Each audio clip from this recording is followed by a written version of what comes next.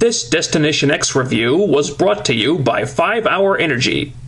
Try it, and Bully Ray will be so enraged about losing the World Heavyweight title that he will disband the Aces and Eights forever.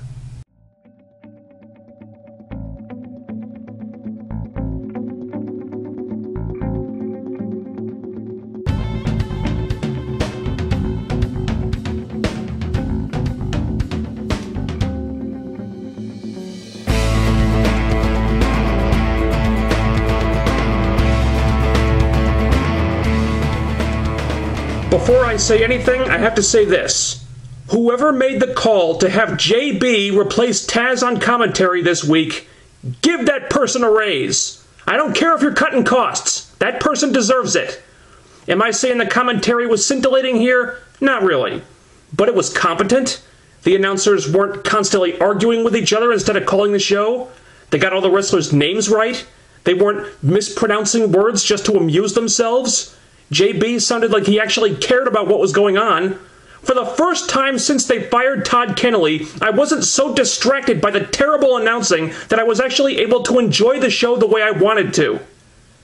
And it couldn't have happened at a better time. Yes! Yes! Yes! Yes! Yes! I think TNA did a really good job creating a big fight atmosphere for the world title match of Bully Ray Chris Sabin. It was featured in main event segments. It had all the really important people on the show focused on it. Sabin was getting endorsed by guys like Hogan. Even Austin Aries gave him a show of respect.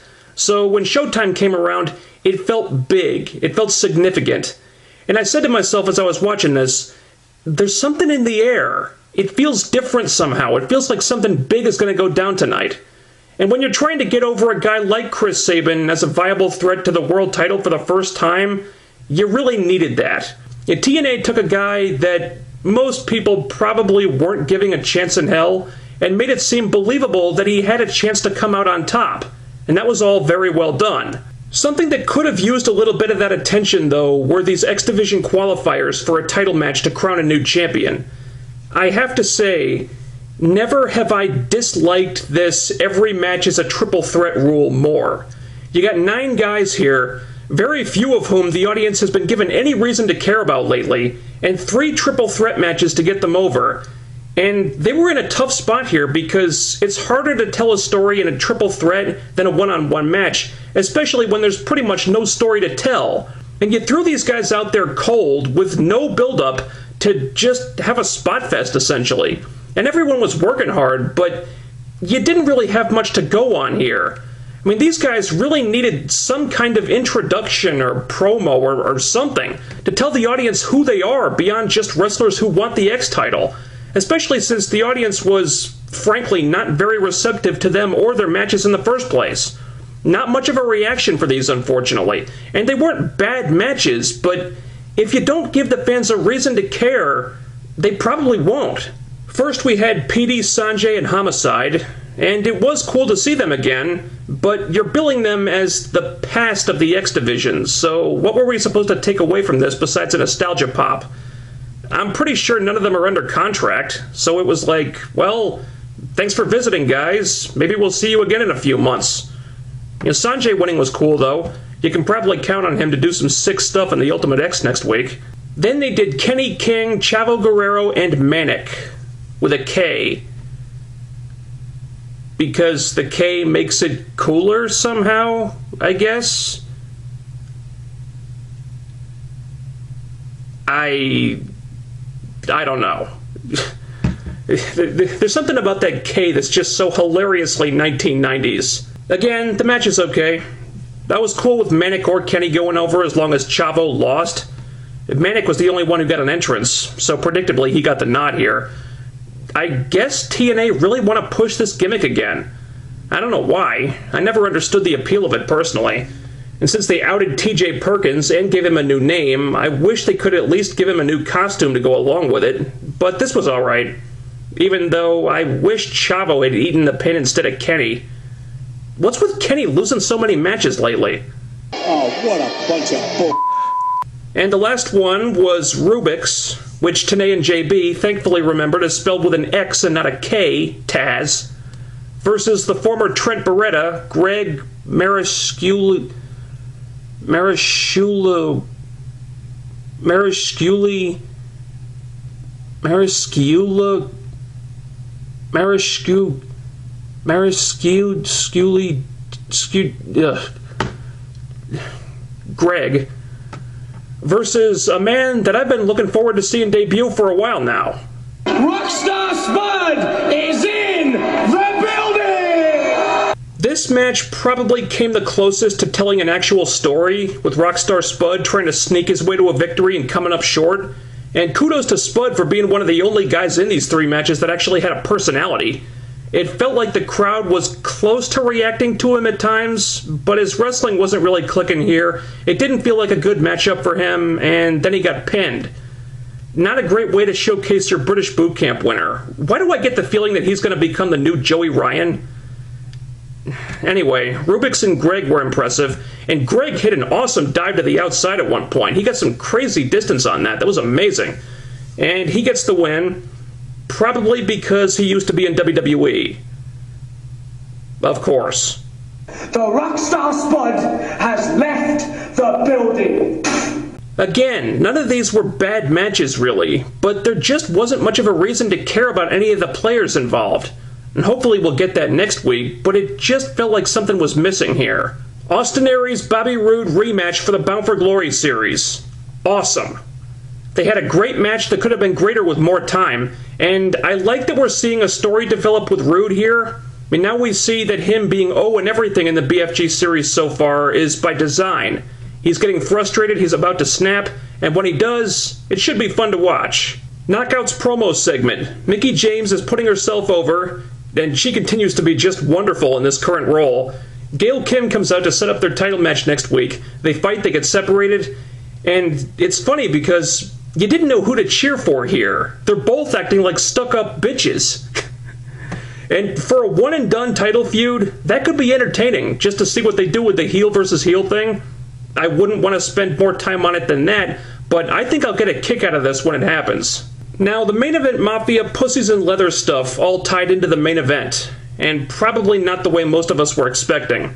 Main Event Mafia call out the Pussies in Leather, and again, I love that everyone in this faction gets mic time. Every one of them gets featured, so they all feel like they matter.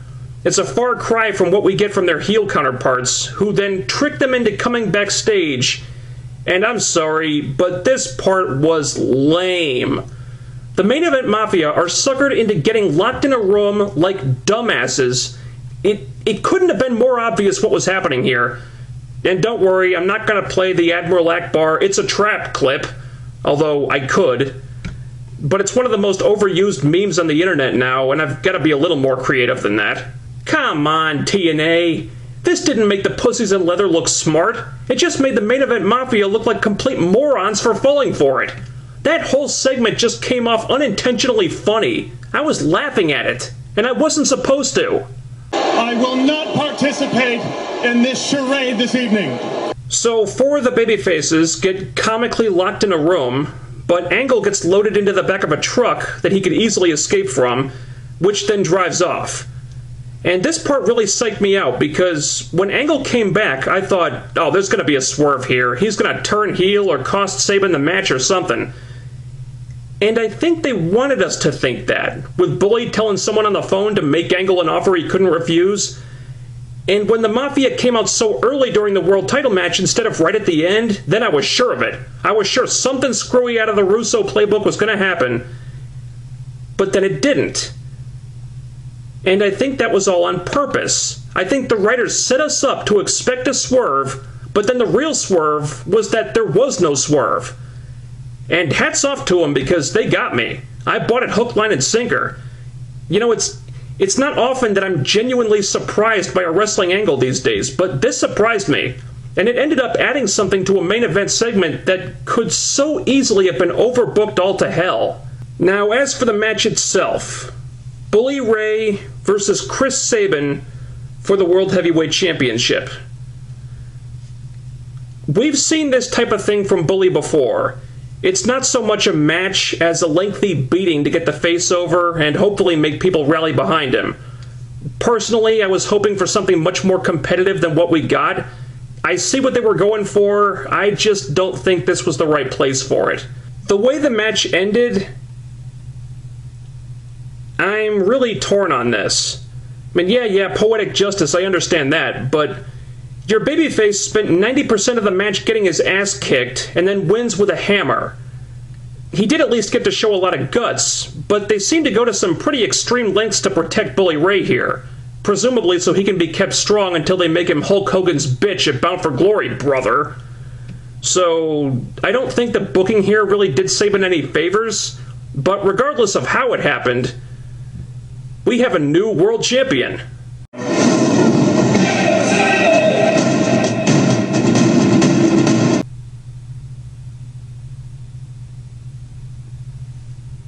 I started watching TNA when they debuted on Spike TV, I think in 2005.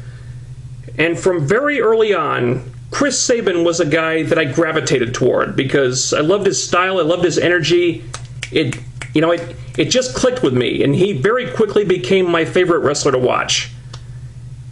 And that never changed. I was a huge fan of him as a singles wrestler.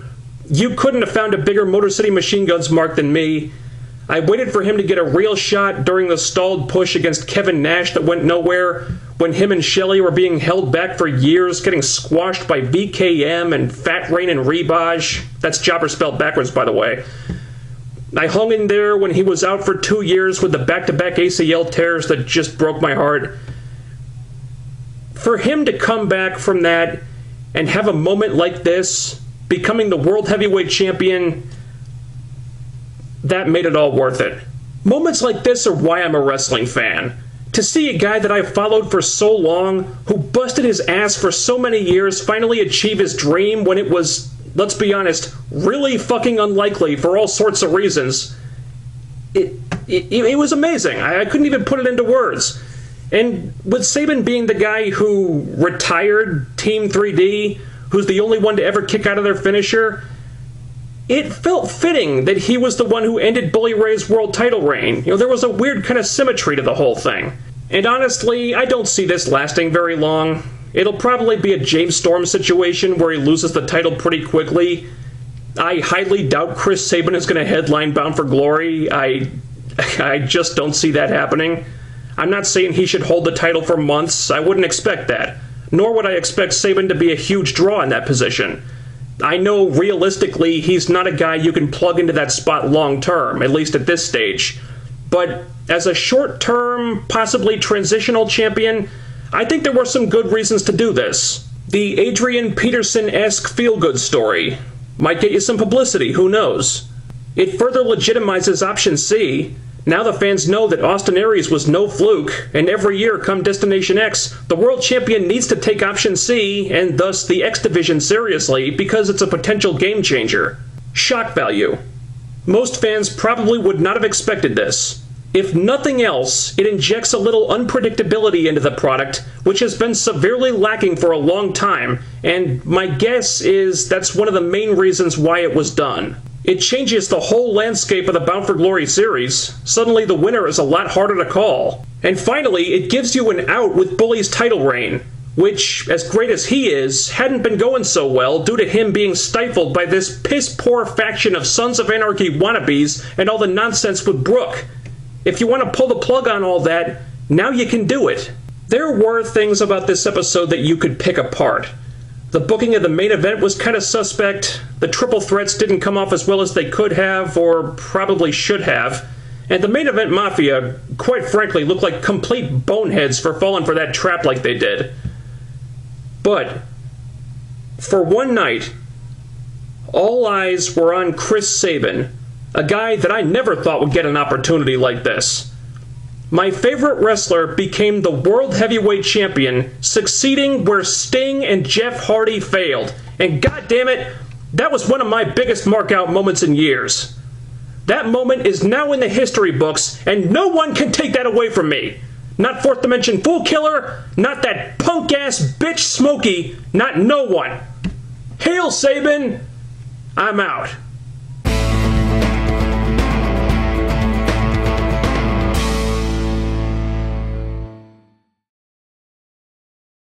Oh, and Apparently, amidst all the contract restructuring that's going on in TNA, Bruce Pritchard is now gone from the company. You're probably wondering what I think about that. Well,